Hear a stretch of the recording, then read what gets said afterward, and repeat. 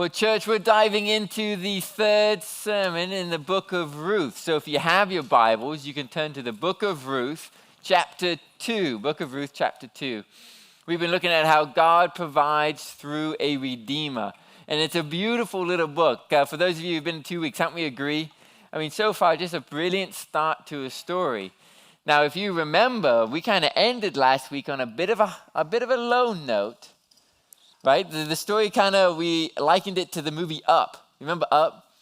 It's like you get to meet this cute little older man and you get to meet his cute little wife and they love each other and they grow up to her. And then she dies. I'm like, Disney, what are you doing? That's so sad. Well, that's kind of what happened in Ruth, right? Her husband dies. She has 2 sons. They die. They went to a foreign land. Now they're returning home.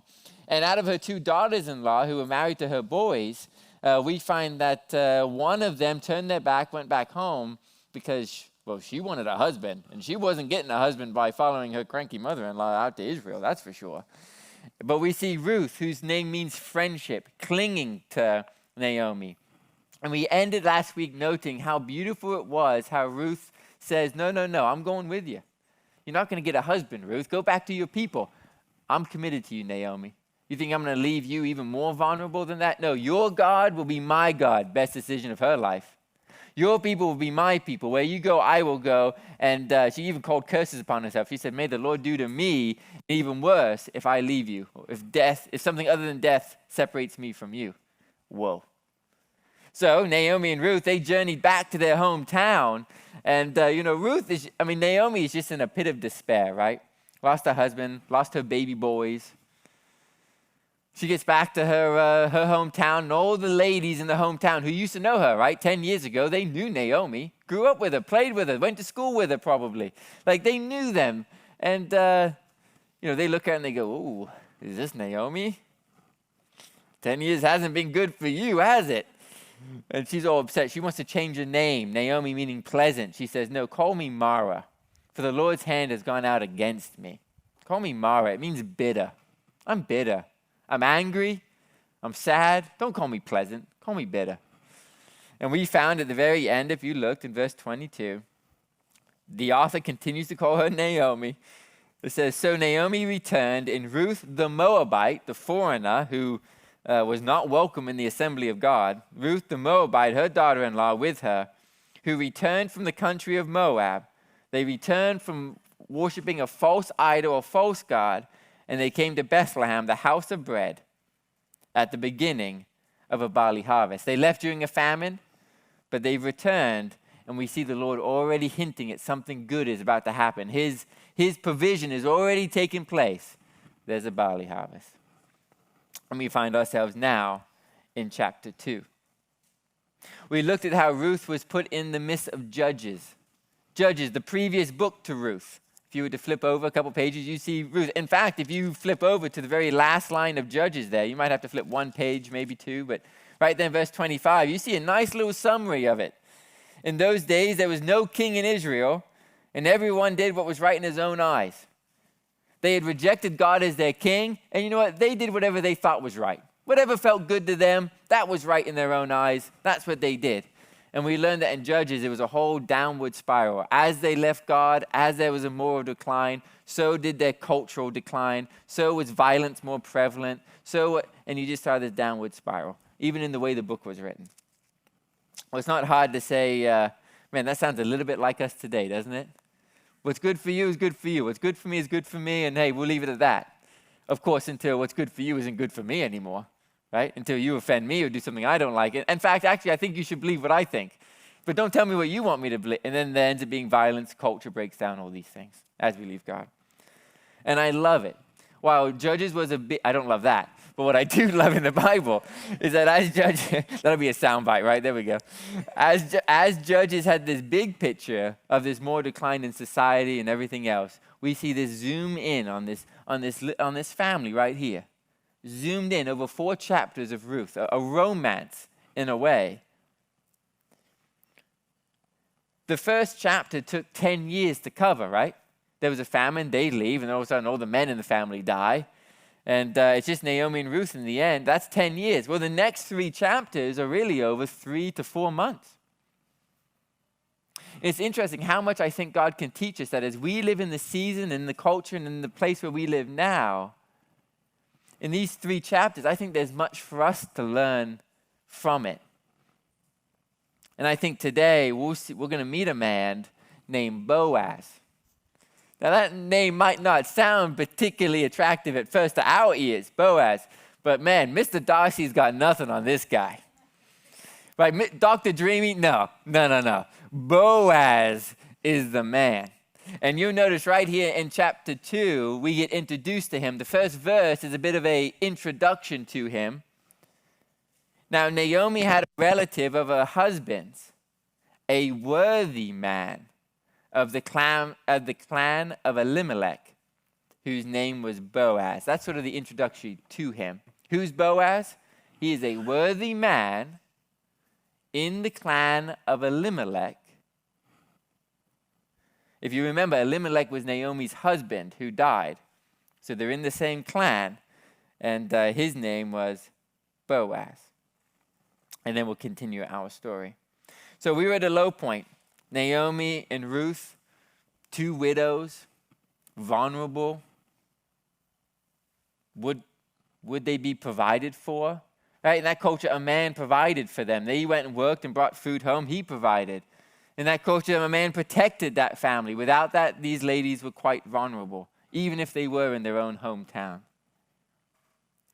Would they be provided for? Would the story get better? Because so far, it was a bit of a low point. Well, with Mrs. Bitter and her foreign daughter-in-law, who she doesn't even recognize as much help. She says, I left full, returned empty. Well, I have good news for you, Naomi and Ruth. God provides for you. And it's the same for us today. For those of us who love him, God works together for all things, together for our good, according to his purposes. We get introduced to Boaz. Verse number 2. Follow with me. We'll continue with this story. And Ruth the Moabite. Remember, she's a Moabite. Ruth the Moabite. Wouldn't you hate that? Some of us just can't outlive our past, right? We're always known as, have you ever gone back to your hometown? It's like, oh, yeah, you. Yeah, I remember. Remember that time in gym class when you totally ripped your pants off by accident? Oh, no. But it's just some things you don't outlive. Here we are. Ruth the Moabite said to Naomi, let me go to the field and glean among the ears of grain after him in whose sight I shall find favor. God had set up a beautiful welfare system for those who were poor and needy in his government that he set up for them. And so look here in Leviticus. In Leviticus, we get a little bit of the law of how God explained how he would care for the poor. And this was one of them. He said this to his people. When you reap the harvest, when you harvest, right, your land, you shall not reap your field right up to the edge. Neither shall you gather the gleanings. These are stalks that are left over after they've gone through and harvest, right? Because they could have gone back and said, oh, hey, those ones you missed, go get those. There's stuff on it. No, God says leave those. So you leave the extra stalks that get left behind, and you're not to gather all the way to the side of the field. You shall not strip your vineyard bare, neither shall you gather the fallen grapes of your vineyard. You shall leave them for the poor, for the sojourner, right, the foreigner. I am the Lord, Yahweh, your God. God had set up a welfare system where those who had owned land, who would harvest it, were to give a portion of their harvest to the poor. And in that system, the poor had to work in order to gather the food for their family. So it's this beautiful mix between calling the people to a sense of charity, and for those in need of charity, still honoring and giving them self-respect in the fact that they still worked for what was given to them. And so it's this beautiful picture of charity and working together. So when Ruth says to Naomi, let me go to the field and glean after the ears of grain after him in whose sight I find favor, she's aware of this. She knows Naomi is an older lady now, right? Probably in her 50s, 60s. She's past childbearing age, she says. Now, those of you of that age are quite young here, right? Quite young here. This is, we're talking about Bible times. So Naomi says, I'll go out, I'll work, I'll begin gathering for you. And so she goes out and she says, I'm going to go and start trying to find us some food. And so Naomi says, go, my daughter. So verse 3, she set out and went and gleaned in the field after the reapers. And she happened, I love this, she happened to come to the part of the field belonging to Boaz. Just happened to be in Boaz, who, by the way, was, I'll repeat it again, the author says, of the clan of Elimelech. Being a relative of Elimelech will put Boaz in a unique situation to be able to help Ruth and Naomi. We'll get to that later, but that's why he keeps saying that. Verse 4, and behold, guess who happens to come out of Bethlehem at that time? Boaz. And behold, Boaz came from Bethlehem. He said to the reapers, the Lord be with you. And they answered, the Lord bless you. For those of you who own businesses or companies or in management spots and places, take note of how Boaz, a worthy man, infuses his faith in the way he interacts with his workers, in the way that he greets them, in the way that he treats them. Notice, for those of you who have been given responsibility in business, how Boaz is a man of faith and that shows up in his work. Too often in America, we try to separate our personal faith from the things we do day to day. There's no precedent for that in the Bible. They answered, the Lord bless you. Boaz said to his young man who was in charge of his reapers, so this is his head servant, he says, head hire, whose young woman is this? And the servant who was in charge of the reapers answered, she is the young Moabite woman who came back from Naomi from the country of Moab. Remember how the town was talking about that Ruth Moabite came back with Naomi? Well, that's her, Boaz. She had said to us, this is still the servant talking, please let me glean and gather among the sheaves until the reapers. And so she came. And she's worked kind of hard, Boaz. She's worked pretty hard. She's continued from early morning into now, except for a short rest. She's a hard worker. And where Boaz was introduced to us as a worthy man, you see the author beginning to show us he's a worthy man. Not only does his workers embrace it, hey, Lord bless you, Lord, the way he greets and his faith is apparent, watch as he begins his charitable kindness here towards Ruth. Then Boaz said to Ruth, verse 8, now listen, my daughter, do not glean in another field or leave this one, but keep close to my young women. Let your eyes be on the field that they are reaping and go after them. Have I not, and this is a rhetorical question, have I not charged the young men not to touch you? And when you are thirsty, go to the vessels and drink what the young men have drawn. In a time when people did what was right in their own eyes, how comforting would it have been from a widow, young woman, right, foreigner, to be told, I've charged my young men not to touch you. You're safe here. Don't go to another field. Stay here. And you can work in my field. You'll be protected here. Imagine the fear what fear did Ruth have going out to a field? She knew what could have happened to her. She knew what kind of men she could have ran into. She didn't know where she would end up. But she happened to end up in this field with Boaz.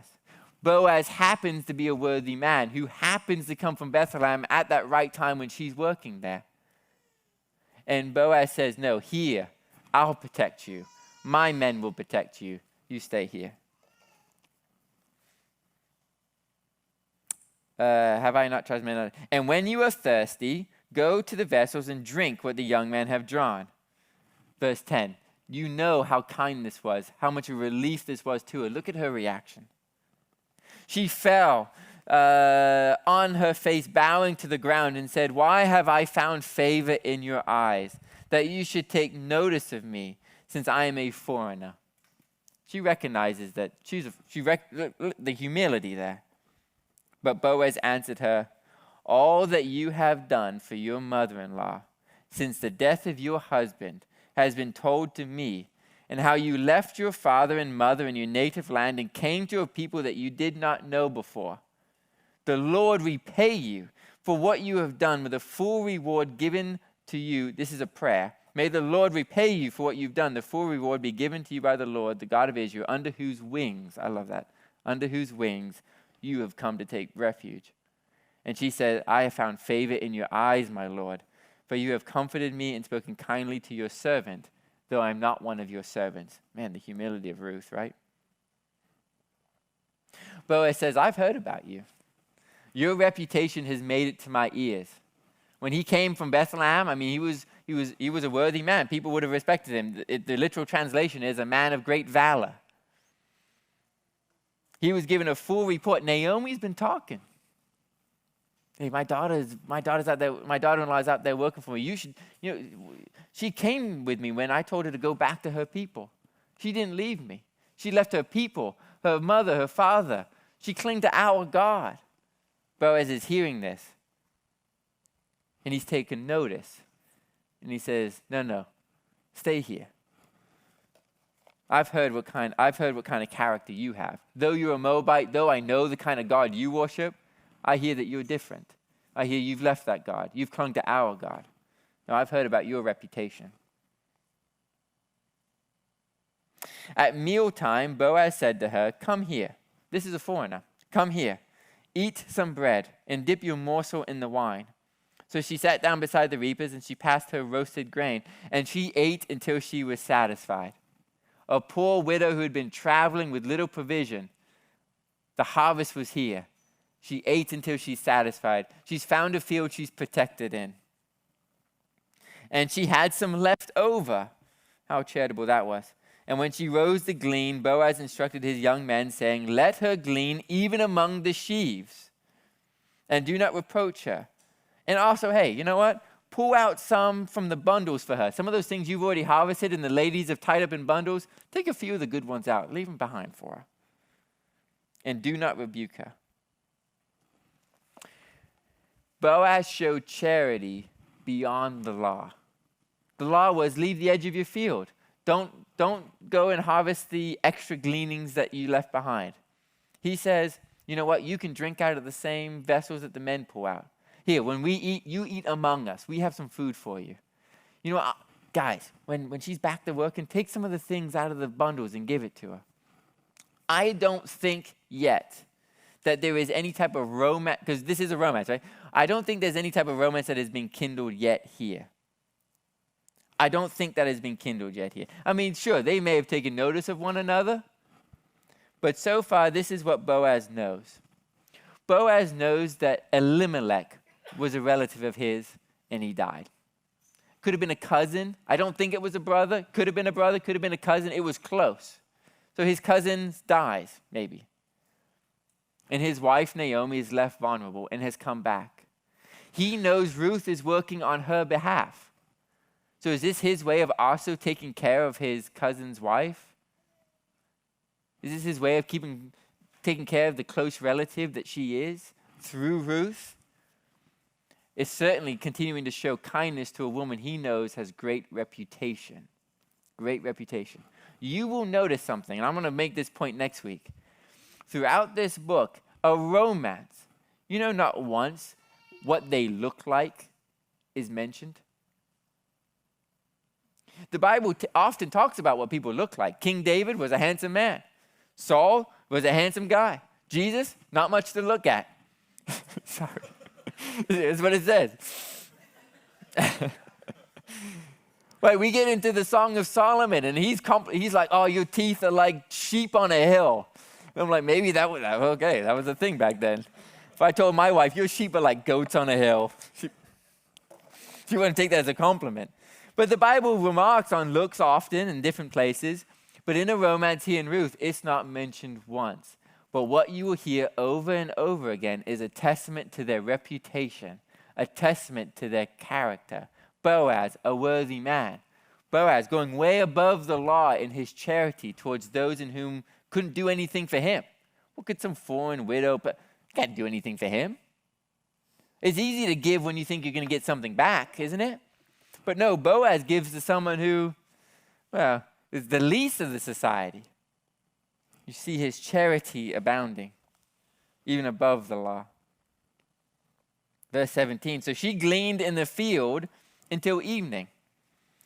And then she beat out, right? This is all part of the process of harvesting. She beat out what she had gleaned, and it was about an eth of barley, about 30 pounds of barley, quite a harvest. And she took it up and went into the city.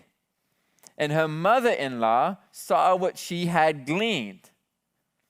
And she also brought out and gave her the food that was left over after being satisfied. Remember the lunch that she had? She ate till she was satisfied, had some left over. She gives that to Naomi. She brings all this food to Naomi at the door. So you can imagine the sun's starting to set after a hard day at work. Ruth comes and brings all this food she's got, puts it right in front of her mother-in-law, brings out the lunch. Hey, eat some of this, Naomi. Naomi's hungry. I don't know. When was the last time they ate? I don't know. Verse 19. And her mother-in-law said to her, where did you glean today? Where have you worked? You can see the excitement. She's not even waiting for answers, right? Where have you gleaned it? Where have you worked? Oh, blessed be the man who took notice of you. Woo, look at this. You did this. Where did you do this? And Ruth just, I'm just imagining Ruth being quiet, like trying to get a word in. Whoa, look, we got to get this in here. Come on. We got to cook some of this. We got to eat some of this. This is good stuff. She told her mother-in-law, in whom she had worked, and said, the man's name with whom I work today is Boaz. And Naomi, probably still very excited, said to her daughter, may he be blessed by the Lord, whose kindness has not forsaken the living or the dead. The living or the dead. I mean, the dead was his close relative, Elimelech. He didn't forsake him because he's taking care of his family. And he hasn't forsaken the living. Why? Because Naomi and Ruth are still alive in need. And we see him going above the law in his charity. He's a man of wealth and using his wealth charitably. I wonder, and it doesn't say, right? These are real people here. Naomi also said to her, I don't know when she also said this. Did she say this right away? Or was it later in the evening where Ruth is just exhausted, right? Is she just exhausted after a tough day at work? And, Naomi's sort of putting everything in little pots and putting it away. I wonder, is there silence in the home a little bit, wherever they're living? And does Naomi begin to think, Boaz, what a man. Boaz.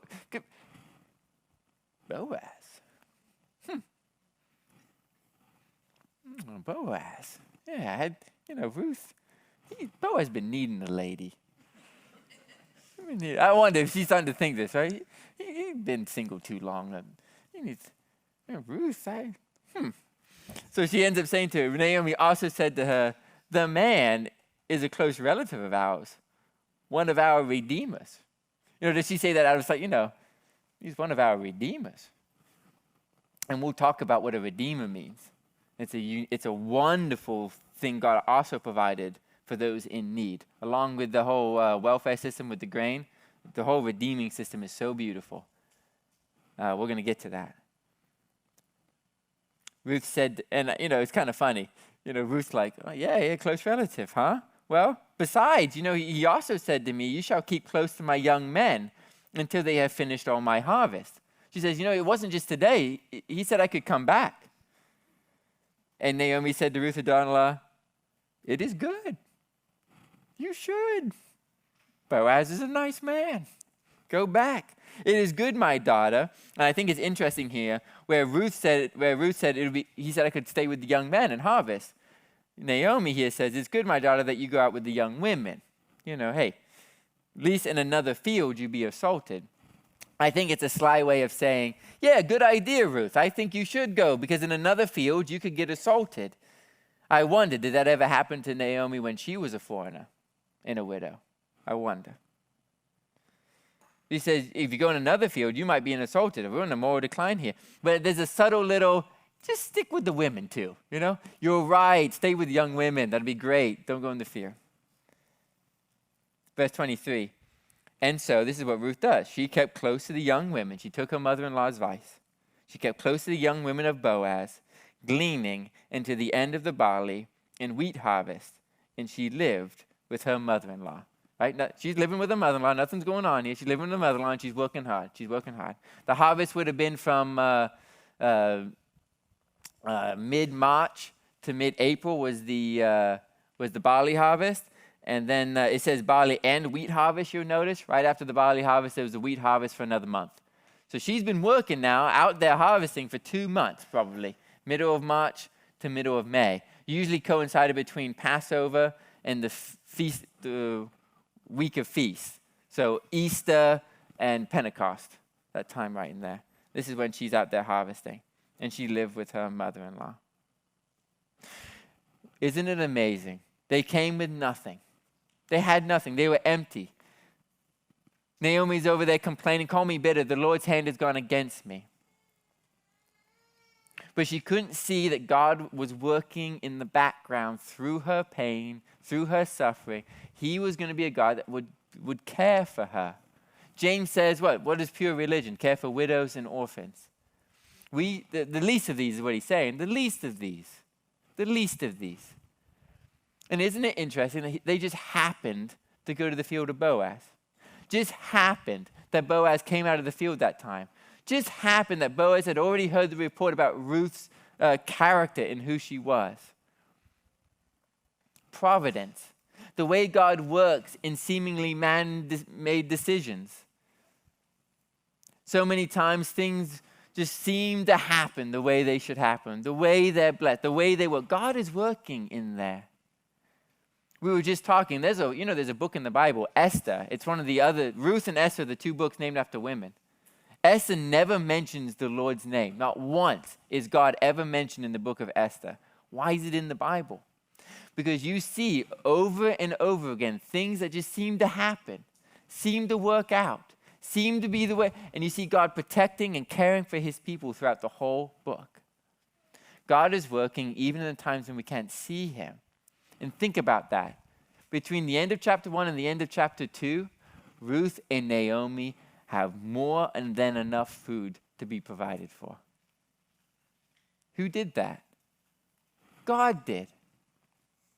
God did.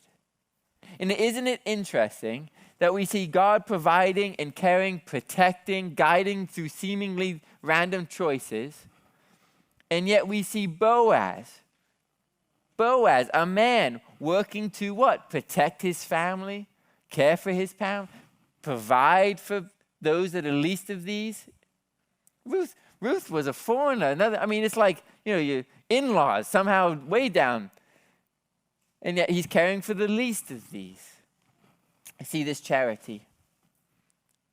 When a society begins to deteriorate, and cultures begin to deteriorate, and people end up fighting, what happens is people turn inward. They're already turned inward. But they do what's good for me. They do what's right for me. They take what they can take. Rather than having an attitude of giving, which is what the God's heart has. And I think we see here a beautiful picture of Boaz in the midst of a culture that takes, to be a man that gives. To be a man that gives beyond the law. His character is one where the people know he's a man of faith. Knows in his actions of charity. And I think a lesson we can take, even as we admire the way God works behind the scenes, is would we not fall into the cultural pool of wanting to take? Because when we feel people take from us, when we feel people trying to get the most out of us without giving anything, we begin to want to kind of do a similar thing, don't we? We kind of, if you're taking, no, I'm going to take what I want to take. I'm not going to let you just, it becomes this thing where we fight for what we think we ought to have and what is our right and what we need. And that becomes where some of the violence comes from. But we see here in the midst of Judges, Boaz, a worthy man, a mighty man of valor, being a man full of charity. If you want to be a worthy man, a worthy woman, one of the qualities is a quality of generosity and kindness. Not to those who can do something for you. What is that? But to do something for those who can't do anything for you. The foreigner, the downcast, the poor. When moments come in our lives when we're able to give, when we're able to be generous and charitable, it will look very different than the culture. and increasingly so. But when we read this story about Boaz, what is highlighted about him is his character and reputation. And we see God taking care of Boaz, isn't he? We see a man giving, and what? He seems to have plenty. And we see God using him to be the answer of prayer that Naomi and Ruth have had. We see him being the same answer to prayer he had. Listen to his prayer. The Lord repay you for what you have done, full reward given to you by the Lord, the God of Israel, under whose wings you have come to take refuge. He becomes some of those wings, an extension of the Lord, working through him to protect Ruth and Naomi. He becomes the wings of which they're provided for. And spoiler alert, he will become long-term that kind of man who protects and provides for these two widows. I love that there's chapter 2 before there's chapter 3. We see a generous man caring for someone in need before some of even the romance seems to begin here, even if Naomi seems to already have that in her head. And we'll begin looking at that when we get to chapter 3. God works even when we can't see him. And when you find yourselves in difficult times, and you find yourselves wanting to say, the Lord's hand has gone out against me. I went full and I've returned empty. The Lord is your provider and protector. He is the one that is with you in the hard times. And even the times when we don't feel it, can't see it, he's there. God is a faithful God of steadfast love who is with those who love him. And for me, I know that in the low points, the points of the valleys, it has been a blessing to remind myself that that is true. And sometimes it takes time for the heart to believe it, right? We can say it in the mind. Sometimes it's hard for the heart to believe it. But I hope for any of you who find yourself in a valley, or for those in time when that comes, that you'll be well ready up here to remind yourself, no, I know my God is a faithful God. I know he will see me through. And who knows, you might just happen to find yourself in a place where God is caring for you. This has been a message from the chapel. Thanks for joining us today. For more information about the chapel or any of our campuses, including Akron, Greene, Wadsworth, Kenmore, Cuyahoga Falls, Nordonia, and Medina, please go to our website at thechapel.life.